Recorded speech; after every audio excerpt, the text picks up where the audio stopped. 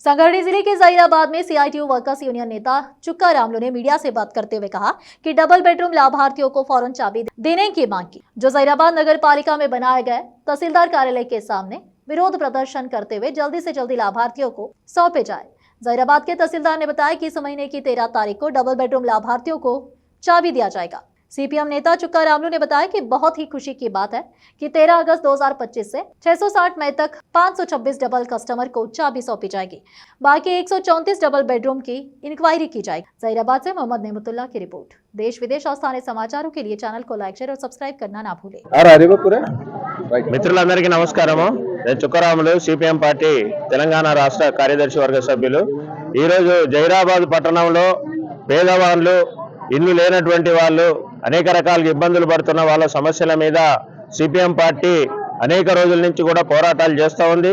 పెద్ద ఎత్తున భూ పోరాటాలు చేశాం, మమ్మల్ని అరెస్టు చేశారు, కేసులు పెట్టారు।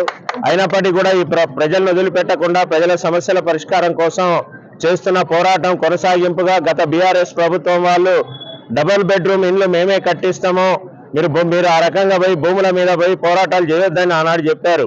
మరి వాళ్ళు 564 మందికి ఈ డబుల్ బెడ్రూమ్ ఇండ్లు కట్టించారు। డబుల్ బెడ్రూమ్ ఇండ్లు కట్టించారు, అలాట్మెంట్ లెటర్లు కూడా ఇచ్చారు। కానీ తాళం చేయి వాళ్ళ చేతికి ఇవ్వకుండా ఆ ప్రభుత్వం ఎన్నికల్లో ఓడిపోయింది।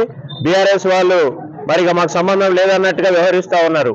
ఇప్పుడు అధికారంలోకి వచ్చినటువంటి కాంగ్రెస్ ప్రభుత్వం ఈ 1.5 సంవత్సర కాలం నుంచి మా తాళం చేతులు ఇవ్వండి, చట్టబద్ధంగా మేము పోయి ఇంట్లో గృహప్రవేశాలు చేసుకొని నివాసం ఉంటాము అని అంటే మరి అధికారులు పట్టించుకోవట్లేదు।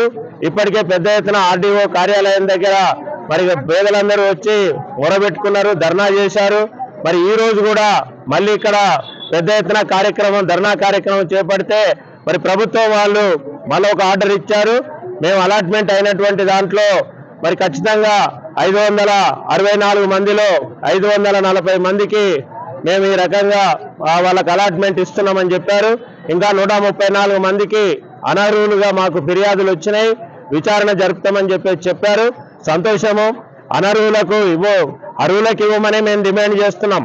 నిజంగా అనర్హులు ఉంటే మీరు విచారణ జరపొచ్చు, కానీ ఆ సమస్యను కూడా నానబెట్టకుండా కాలయాపన చేయకుండా వాళ్ళు కూడా పేదలే కాబట్టి ఆ సమస్యను కూడా పరిష్కారం చేయాలని మేము డిమాండ్ చేస్తున్నాం।